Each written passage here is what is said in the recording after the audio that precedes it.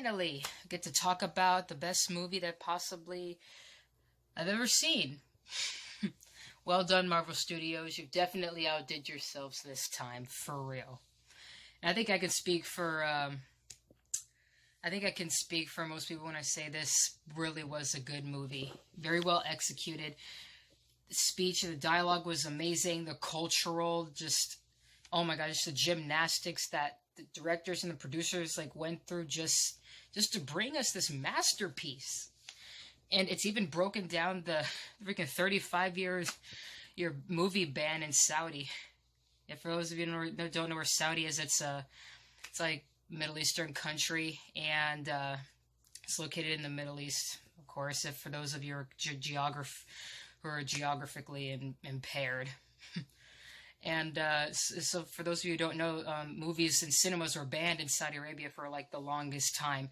And just now with Crown Prince Mohammed bin Salman, who's on his way to becoming the king over there, I guess, he pretty much is doing a complete 180 in this country and pretty much making Saudi look like Dubai or like LA, or pretty much trying to move it forward in industrial progression.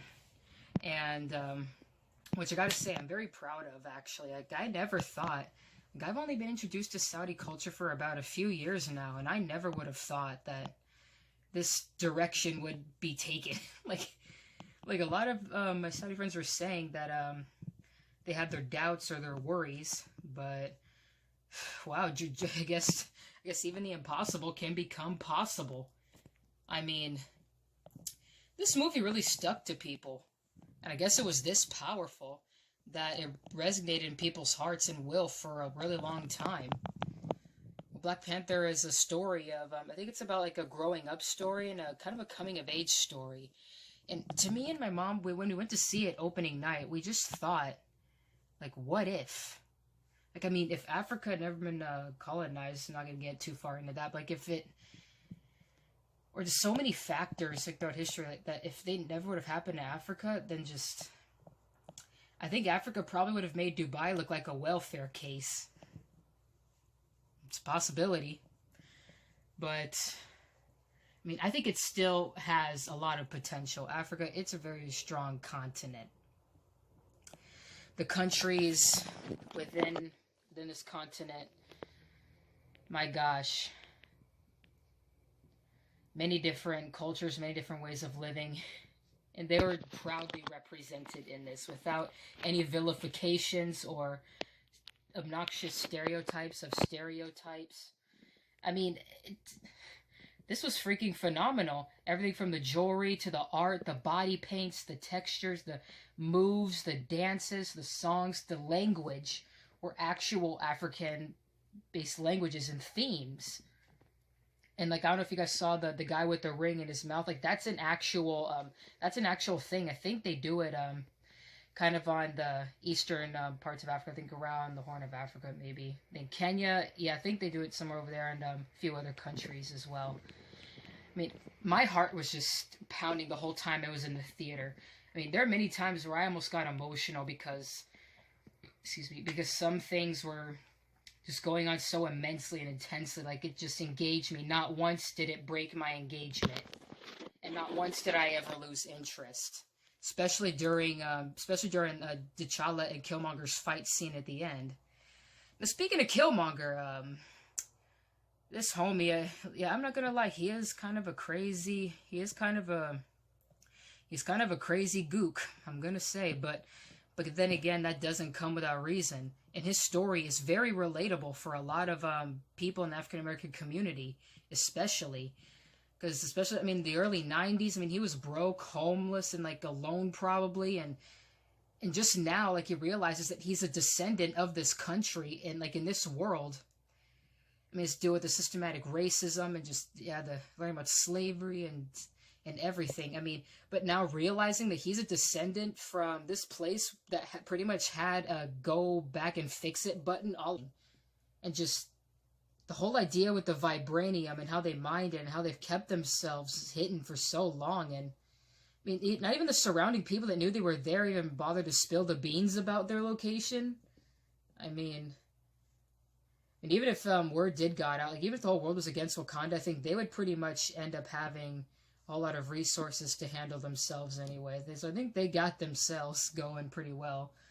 T'Challa, like he's pretty much like his character really has the most growth and development, because now realizing the secrets of his cousin Killmonger and the wrongful and the unfortunate situation that he had to grow up in, and the wrongful convictions that were placed upon him, and just the tragedies he's been through. Like even he was kind of feeling sympathy for him. I mean, that fight between the two of them when T'Challa seemingly lost, man, like I was really wondering what was going to happen next. Like, it's like, could this be the end of T'Challa? No, it can't be. We still got like almost like 30 minutes worth of movie left. But no, like in the end, he says something. Like when I'm dead, like just bury me in the ocean, because even our ancestors knew that death was better than bondage. Like, gosh, this was some heavy stuff coming from this guy. Like, man, this dude's hurt. Like, this dude's traumatized and hurt. I mean, like, seriously, dude, like, how would you think that plan of yours would work? I mean, you kill pretty much all of the heart-shaped purple orb flowers that give you guys the powers. Did you really not plan for the future? Did you really did you really think you were going to live forever? I mean, clearly you didn't really know what you were doing when you were fighting T'Challa, because he never yielded, and he had to remind you of that. So I'm not sure if just showing up like in a country and just like becoming the leader, like blood related or not, I don't know, in the same day or the same week would actually work out if you haven't grown up with that that country's customs, or if you haven't learned how they run things on a governmental level. But yeah, I really felt sorry for his character, because I mean, being lost and alone and just racially just confused, and like as a mixed person myself, I'm black, white, and native, so I've had some identity issues with that. And there's just so much. I'm going to talk about the Saudi in a minute, but like, there's just so much about this movie to talk about. And oh my gosh, just what did they? The Jabari tribe, when they were doing that gorilla thing, like the who. That became a meme so quickly. It's like, we do not agree. It's like, bro, if you don't sit down. Oh my gosh, his character was funny. The leader, the guy T'Challa fights in the beginning of the movie, his character was funny. Just everyone was just a pleasant joy to watch. And Lupita, oh my god, like her being ahead of the women's tribe, her being ahead of the women's tribal army. Man, I've heard people saying finally there's like a group of strong black women with alopecia like fighting and protecting their country.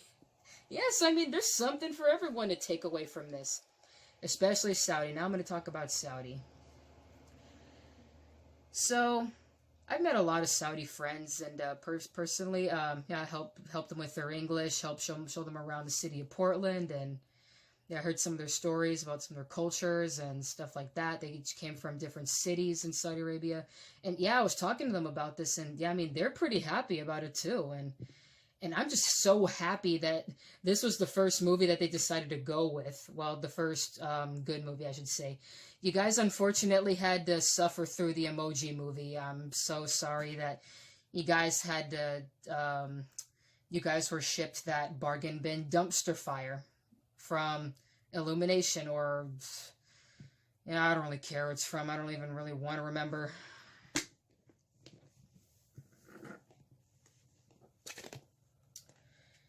You guys go 7-Eleven, get these.